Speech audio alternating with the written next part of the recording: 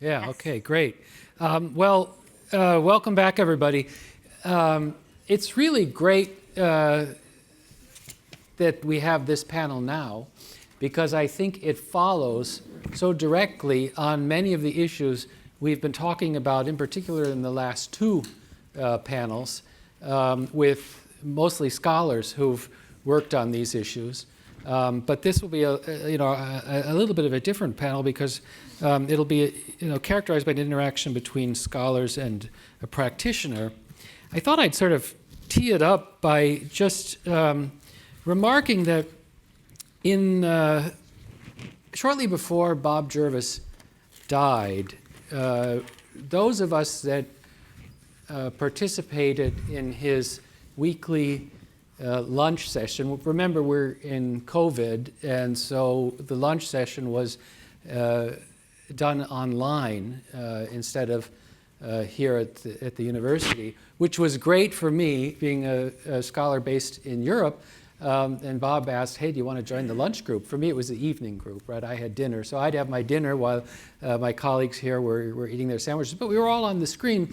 And it was about November, so we're talking very shortly, unfortunately, before Bob's death.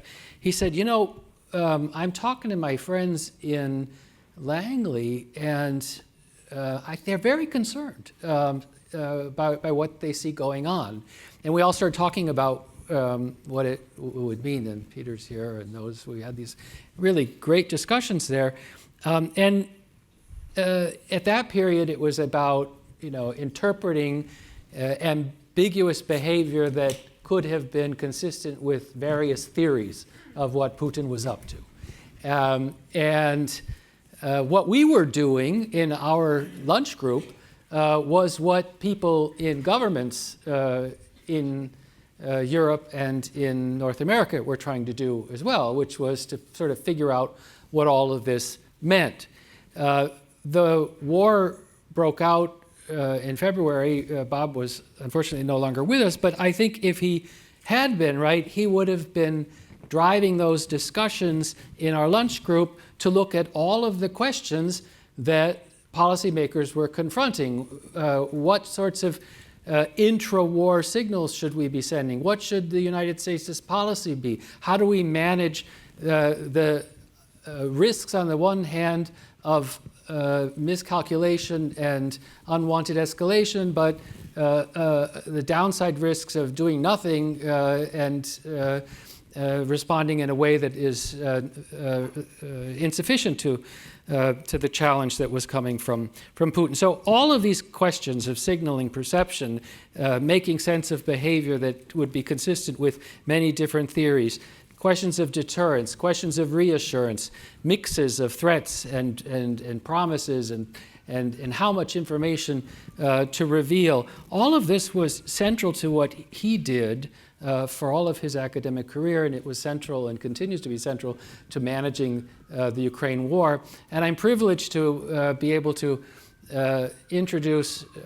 our first policy panelist today, and that's Ambassador Victoria Nuland, who probably, none of you need any introduction to her, but, a long and distinguished career as a Foreign Service officer and career ambassador, the highest rank you can achieve as a member of the Foreign Service, but more particularly, holding very high office, Assistant Secretary for Europe and then acting Undersecretary during the Biden administration when we had this stuff going on, and intimately involved in the decision-making that led to U.S. policy. So I'm really thrilled that you're here, and thank you for taking time to sit with a bunch of academics who oftentimes are more abstract than down to earth, and I appreciate that. And then, of course, I've already been on the panel today with Janice, but Janice as sort of a leading scholar in exactly these questions. Janice and I conferred in advance and came up with some questions that Janice would like to sort of address to Ambassador Nuland, and then we'll sort of turn this into a discussion. We will. I promised Ambassador Nuland that we would. So you're coming at exactly the right time, following on two really detailed panels. Let's start before the outbreak of war. Once the United States decides to publicize the fact that Putin intended to invade Russia, not the usual strategy. Mm-hmm. You could call this a process innovation. Mm-hmm. And what was surprising to many was the resistance from Zelensky himself up until 5 days before, who appeared to dismiss the credibility, and also the disbelief of Germany and France, that in a lot of exchanges, that there was in fact an invasion coming. How do you explain that? Is this, and we all speculated in this room, there are different ways we could think about this. Was this a problem, a reputational problem, you think, that the USIC had, because there were several they had gotten wrong? How do you explain the resistance from our European partners? You didn't get it from Canada, by the way. Well, they're Five Eyes, right? So yes. Well, first of all, James and Janice, thanks for inviting me, and thanks to everybody here. I don't think that you should be a U.S. diplomat if you haven't read Bob Jervis, and if you haven't studied the importance of psychology, human motivation in the craft, right? So I'm honored to be here. Let me just say on the decision to release the intelligence, remember that for many of us in the Biden administration, this was our second time to this movie. We had been participants in the Obama administration during the Little Green Men and the 2014, 15, 16 seizure of Donbass and Crimea. And at that time, first of all, our intelligence picture was considerably less. We had moved a lot of resources to the Middle East and didn't have as much as we used to have. Second, the tactics were gray zone, and so it was harder to discern who were local sympathizers with the Russian position and who were actual Russians. And so it took a long time to sort of get the picture, and we felt that we were slow, and we felt that if we had been able to help the Ukrainians more, if we had been able to assemble the coalition more quickly, that Putin and his cronies might not have done so well. So this time, not only was the intelligence grab among the most spectacular in U.S. history, I would argue, maybe Peter thinks there are other examples, where we literally had the entire war plan in late October, down to what units were going to move where. But we knew that it was going to take a while for him to assemble, and that we needed to use that time to deter, to try to have a conversation if Putin was willing, and that we were going to need maximum support and engagement from allies and with Ukraine if we were going to have any chance of ensuring that this didn't happen. Because the scale of what we saw in the intelligence, what he intended, was, so massive in the modern era, right? 100,000, 120,000 troops he was planning to amass. And so a lot of the veterans of the previous movie, as I said, advocated, led by Bill Burns, but also Secretary of State Blinken and NSA Sullivan, that to the extent that we could, we should declassify as much of it as we could. We would start with classified releasable to partners, close partners, NATO allies, Ukraine, and then do as much as we could, because A, everybody needed to be ready, B, if we were going to try to dissuade and deter, we needed to do it as a collective, and we needed to alert the world to this potential danger and outrage. But we also needed to use that time that we knew we had, some 2 to 3 months, to plan the countermeasures, and that the countermeasures would not be strong enough if they weren't done, at least with Europe, but with as much of the democratic world as possible. So I was actually quite amazed and gratified by how much of it the community was able to get out. And we started out, as I said, with classified briefings, and then more and more of it became declassified. Of course, based on the Iraq experience, the same countries initially said, yeah, we've heard this tale from you before, you got it all.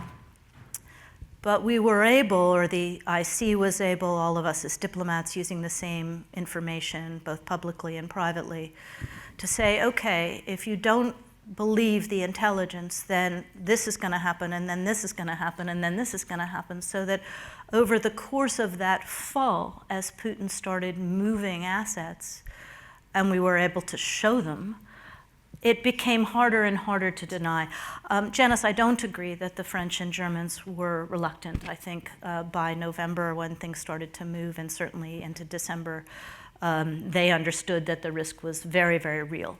I do think that there were a lot of folk in the conversation, including some Ukrainians, who thought that this was a mobilization not to actually invade, but to intimidate and to get what he wanted without having to shed any blood. And, you know, I think it was, in some ways, quite, there was a political imperative, and I want to be careful the way I talk about some of these things, because obviously these conversations were, they were classified, they were very intense, they were highly political, and there are still implications for the politics if we want this war to be settled in a just way where Ukraine survives and thrives. But, you know, Zelensky spoken himself about the fact that it was not a good idea for him to panic his population. Yeah. In fact, they did make quite a large number of preparations. They did it quietly. The fact that Putin could not make his first big gain, which was if he had been able to grab and hold Hostomel Airport, it would have been lights out, and the predictions of 5 days would have been, and the Ukrainians were ready, and they, you know, so I think it played an incredible role, and I am still proud to have been part of a nation that has that kind of an intelligence community. So let me just share with you, there were a group of people in this room, and we were running a group saying, what's he gonna, and this was the debate. Yes. Was this coercive diplomacy, or was Right. this a prelude to attack? Right. And we kept updating as best as we could. And it's and we were wrong. I was certainly wrong. Half were right, half were wrong. Well, it's also a question of whether Putin was playing it both ways, right? Because you remember we had negotiations in the January. Yes. And if we had sort of said, sure, you can have it, you know, he wouldn't have needed to invade. So maybe he was hedging too. So let me just share with you how wrong we got it. Yeah. We had a fierce argument about whether moving blood in hospitals up to the front line was, a differentiating indicator. Yeah. And actually, it wasn't, because it was conceivable with a coercive diplomacy strategy that you would do this. Yes. Just as much as it was consistent with the decision to go to war. What advice can you give us? How do you distinguish between coercive diplomacy, and you hold both? I heard you say that, because both were conceivable. Yeah. So that's very consistent with what we were saying this morning. You hold both in your mind.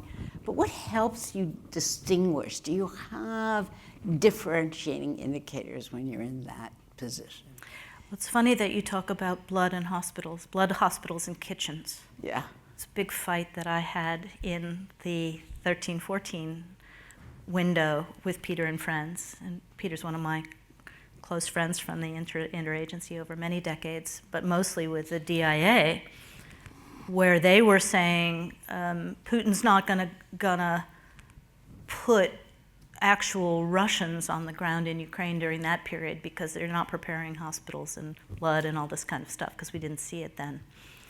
And the truth was, they knew what we should have understood, which is if you're going into a place that speaks the same language and where you know all the stuff is, you don't need to bring your own, it's there.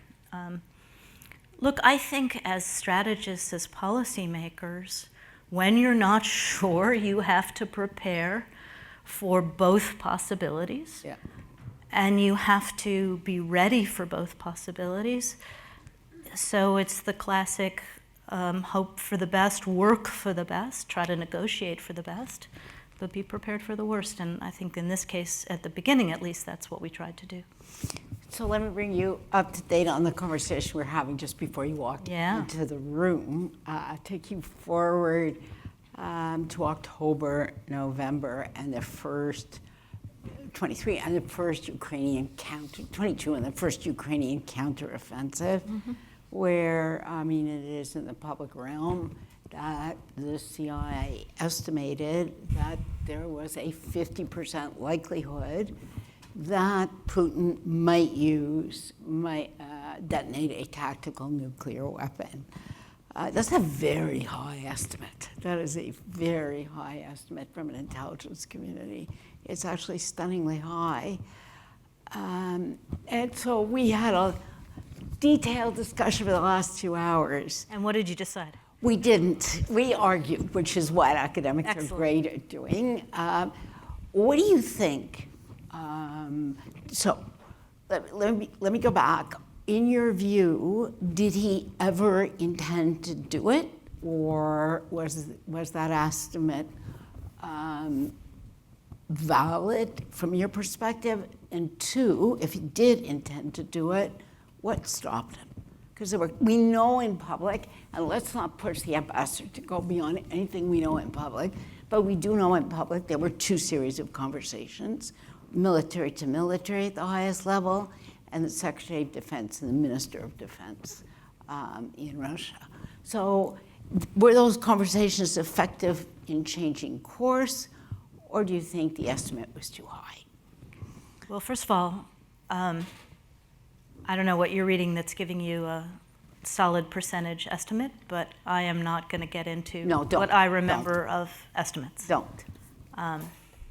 It was an official in the government who spoke in this forum a year ago, and I'll leave it to you folks to identify who it was who put that number on the table. Yeah, and I'm certainly not going to validate that one way or the other. Don't.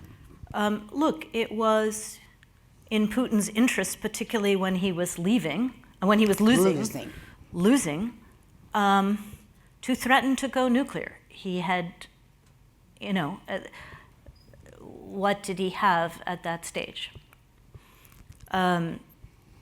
And it was obviously a matter of responsible governance for us to take the threat seriously, whether or not we all agreed it was possible without doing just as much damage to Russia itself, advisable, whether he would have had unity of effort within the security structure to actually do it, because yes, he has the keys, but it takes folks joining in.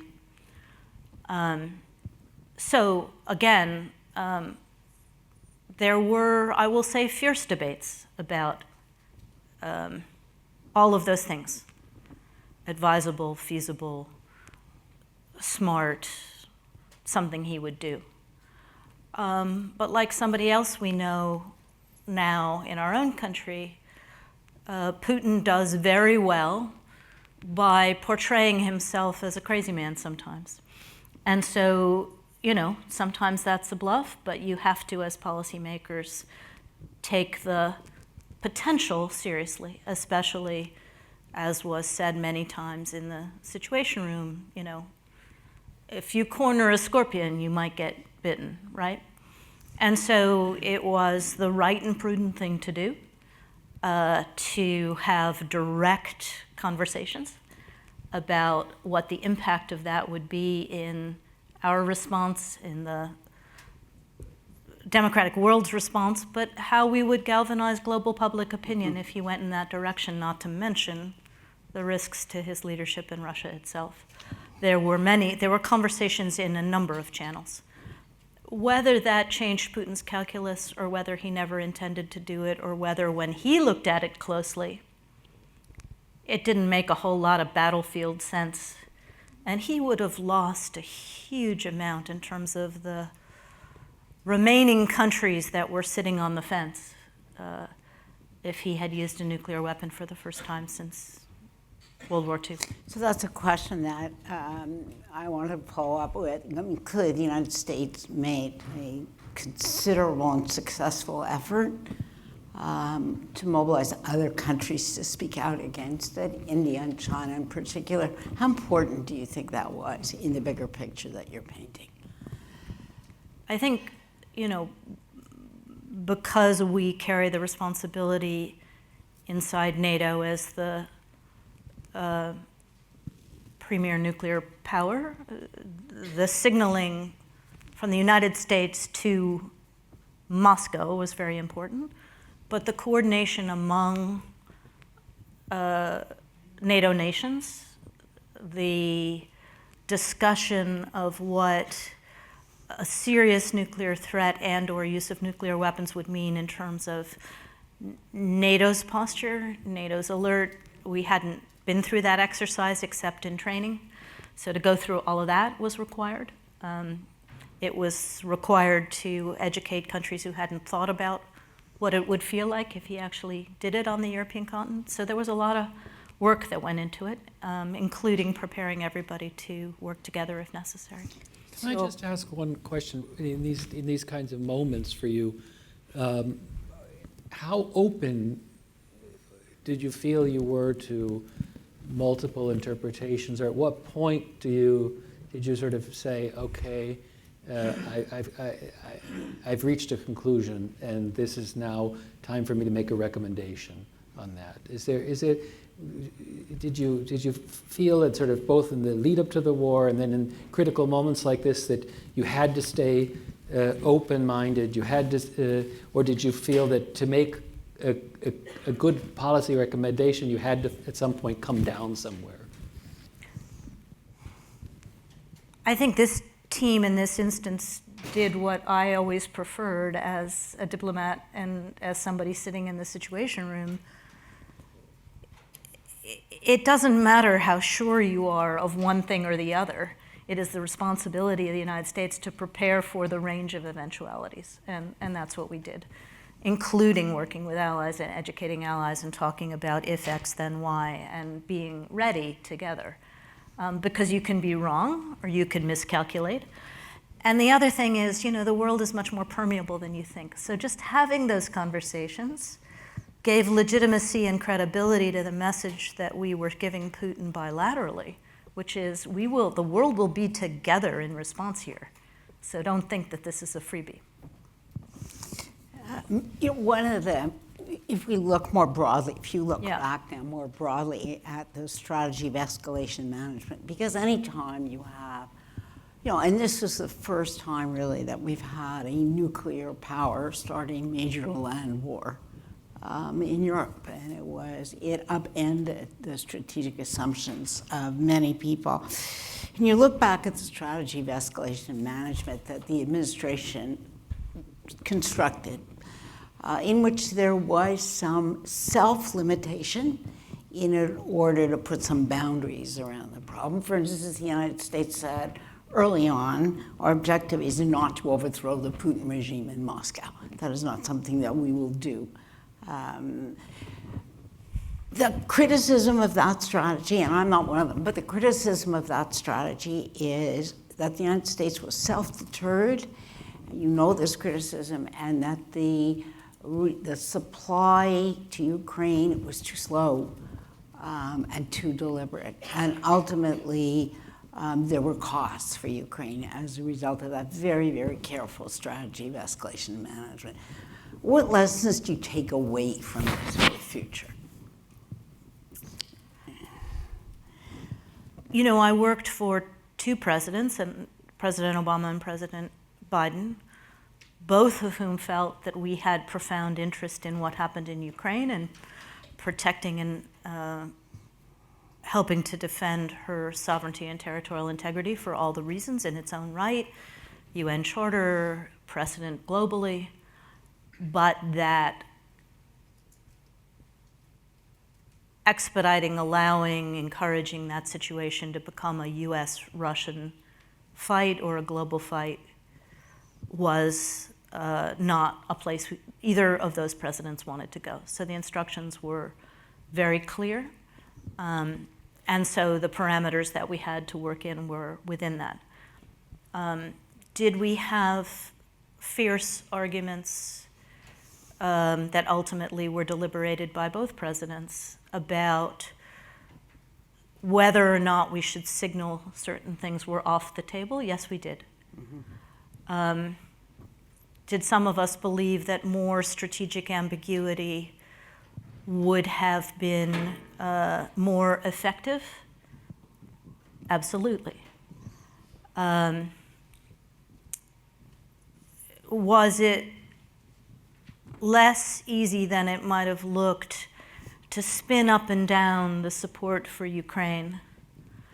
Or even to know, Putin was also extremely effective. You know, somebody on his side was looking at all the different weapon systems. Now, partly, you know, we're a democratic society, so we talk about them a lot, about saying, you know, this weapon system crosses a red line for me.